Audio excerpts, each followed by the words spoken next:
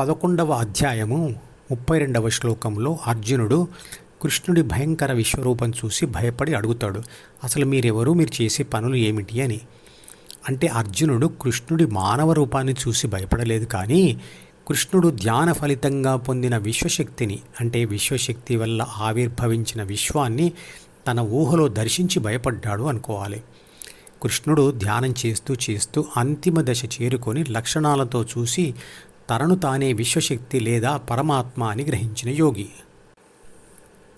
విశ్వరూపం ఎందుకు భయంకరంగా ఉంటుందో శాస్త్రీయ వివరణ ఇస్తాను.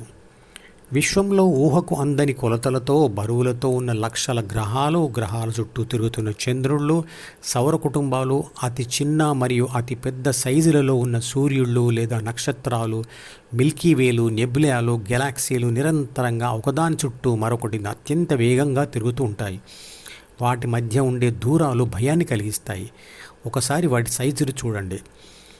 50 చంద్రుళ్ళు అయితే ఒక భూమి, 13 లక్షల భూగోళాలు అయితే ఒక మీడియం సైజు సూర్యుడు, 1000 మంది సూర్యుడు అయితే ఒక పెద్ద సూర్యుడు లేదా నక్షత్రం, 15 లక్షల కోట్ల సూర్యుడు అయితే ఒక మిల్కీవే. ఈ విశ్వమంతా నిరంతరంగా భయంకరమైన లక్షల ఆటం బాంబుల లాంటి పేలుళ్లతో మండుతున్న సూర్యుళ్ళు, చంద్రుళ్ళు మరియు అనేక గ్రహాలు, గ్రహశకలాలు, భూమి మీద నిరంతరంగా పేలుతున్న అగ్నిపర్వతాలు, భూకంపములు మరియు విశ్వ పదార్థాలను, గ్రహాలను ఒకదాని చుట్టూ మరొక దానిని నిరంతరంగా తిప్పుతున్న ఆకర్షణ శక్తులు మరియు విద్యుత్ శక్తులు, అయస్కాంత శక్తులు, స్థితి శక్తులు, గతి శక్తులు, పరమాణు శక్తులు లాంటి అనేక శక్తులతో కూడి అనంతంగా విస్తరించి గందరగోళంగా ఉంది. ఏ శక్తి అయితే వీటన్నిటినీ నిరంతరంగా సృష్టిస్తూ ఉందో, ఒకదాని నుండి మరొక దానిగా మారుస్తూ ఉందో మరియు ఒకదాని చుట్టూ మరొక దానిని తిప్పుతూ ఉందో అదే విశ్వశక్తి, అదే పరమాత్మ, అదే కృష్ణుడు.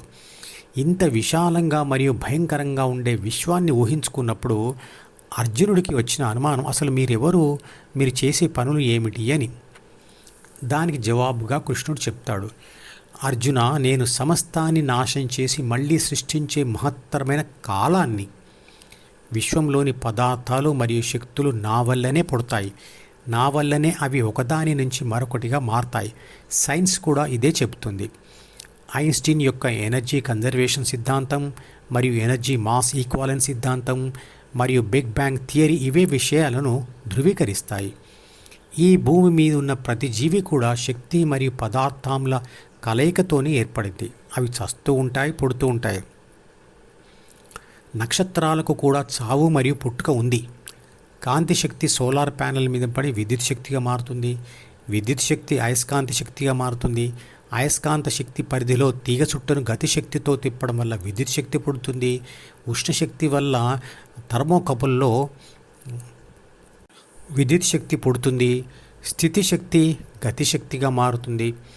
కాబట్టి ఇవన్నీ తెలుసుకున్న మనిషి తను ఈ అనంత విశ్వంలో అసలు పరిగణలోకి రానివాడిగా గ్రహించి అహంకారమును వదిలి తన జనన మరణాల మీద దృష్టి వదిలి సుఖదుఖాలను, లాభ నష్టాలను, మానవ సంబంధాలను, బంధాలను పట్టించుకోకుండా తన ధ్యాసను ప్రాపంచిక విషయాల నుండి మళ్లించి ధ్యాసను హృదయంలో స్థిరపరిచి శాశ్వత శాంతి, ఆనందాలు పొందాలి. 14వ అధ్యాయం 24వ శ్లోకంలో కృష్ణుడు అంటాడు, ఎవరి ధ్యాస అయితే నిరంతరంగా హృదయంలో స్థిరంగా ఉంటుందో మరియు ఎవరైతే సుఖదుఖాలను, రాయిని, బంగారమును, ప్రియమైన మరియు అప్రియమైన వాటిని సమానంగా చూస్తారో అతను ప్రాథమిక మనసులో ఉన్న 3 బాధ్యతల మరియు 6 గుణాలకు అతీతుడు అవుతాడు అని.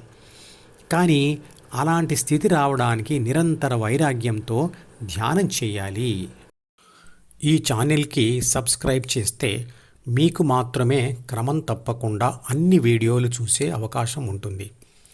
ఇతరులకు షేర్ చేస్తే మీ వల్ల వారికి కూడా ఈ వీడియోలు చూసే అవకాశం వస్తుంది. లైక్ చేస్తే యూట్యూబ్ మేనేజ్మెంట్ మరికొందరికి ఈ వీడియోలను చూసే అవకాశం ఇస్తుంది. మీరు సబ్స్క్రైబ్, షేర్ మరియు లైక్ కూడా చేస్తే ఎక్కువ మందికి ధ్యానం గురించి తెలిసి సనాతన ధర్మాన్ని వ్యాపింపచేసి దానిని కాపాడే ప్రయత్నం చేస్తారు. ధర్మో రక్షతి రక్షితః.